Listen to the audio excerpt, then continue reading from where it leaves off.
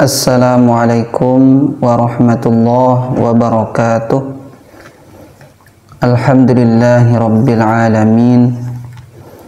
Wassalatu wassalamu ala asyrafil anbiya'i wal mursalin Nabiyyina Muhammadin wa ala alihi wa ashabihi ajma'in. Pemirsa sekalian yang dimuliakan oleh Allah Subhanahu wa ta'ala, kali ini kami akan membaca satu kitab dari cabang ilmu fikih. Insyaallah kita akan mulai dari dasar, yaitu kita akan baca dari bab taharah. Insyaallah kita akan membaca kitab, namanya itu adalah Al-Fiqhul Muyassar. Al-Fiqhul Muyassar fi Dhaw'il Kitab was Sunnah, ta'lif nukhbatun minal ulama, takdim. Diberikan sambutan oleh Ma'ali Syekh yang mulia Saleh bin Abdul Aziz bin Muhammad Al-Syekh. Kita akan mulai dari bab yang pertama. Bismillahirrahmanirrahim.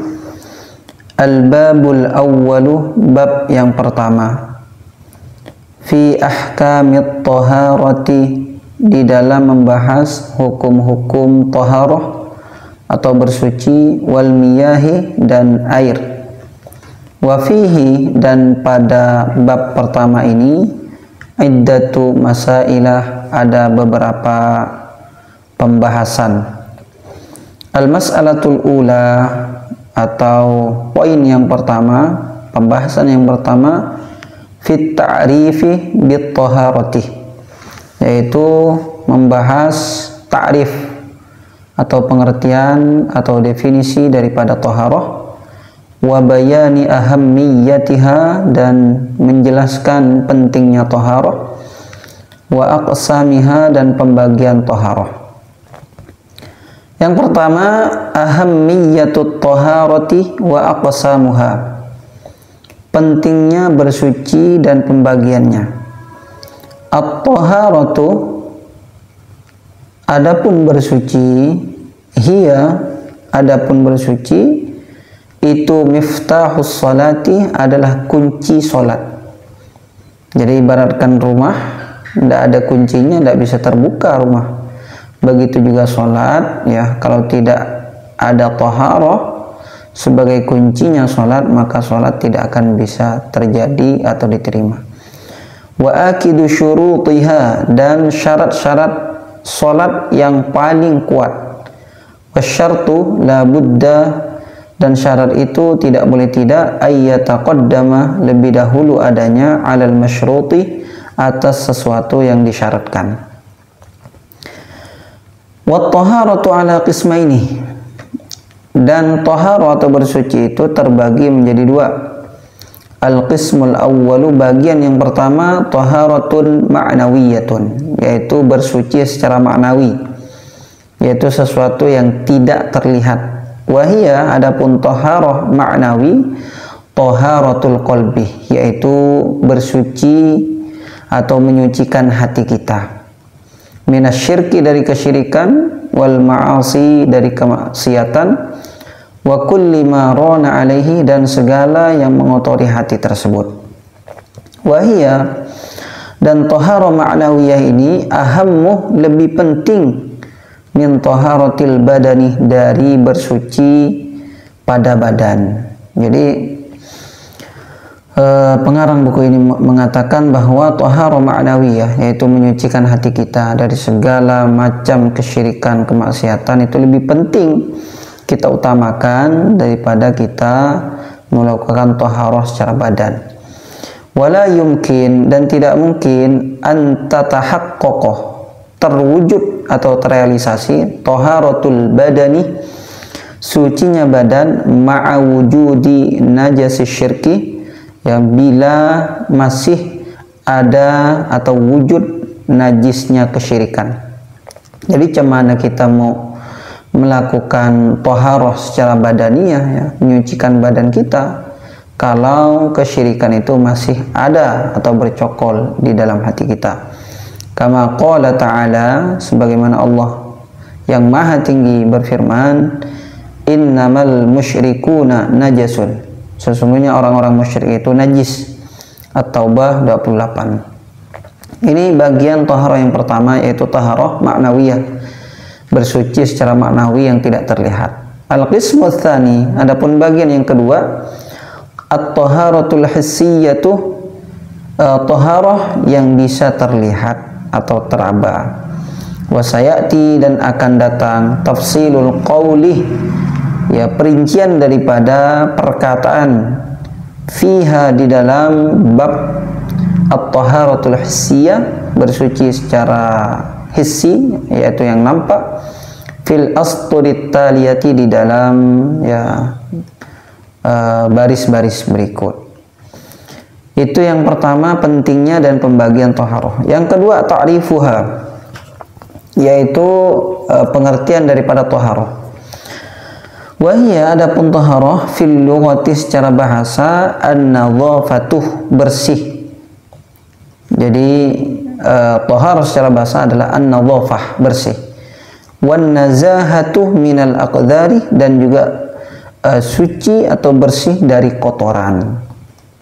Wa fil istilahi, dan secara istilah, raf'ul hadathi, yaitu terangkatnya hadas, wa zawalul khabathi, dan hilangnya kotoran. Jadi ketika kita sebut ya taharah, itu maknanya secara istilah di dalam bab fikih adalah menghilangkan hadas dan juga menghilangkan najis.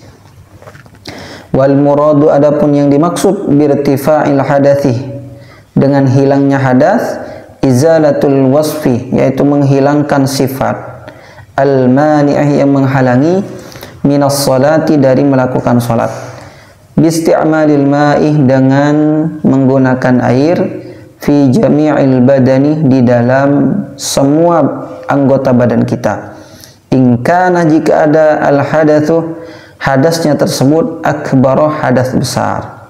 Jadi kalau hadas besar kita hilangkan ya dengan mengguyurkan air ke seluruh badan. Wa in kana, dan jika ada ya al-hadath, hadasnya itu hadatsan asghar, hadas kecil, yakfi, maka cukup, mururuhu, ya menyiramkan air, ya menyiramkan atau melewati hadas kecil tersebut, ala a'dha'il wudu'i, ya atau menyiramkan air tersebut, ala a'dha'il wudu'i, atas anggota badan yang wajib dibasuh ketika wudu, biniyatin, yang disertai dengan niat.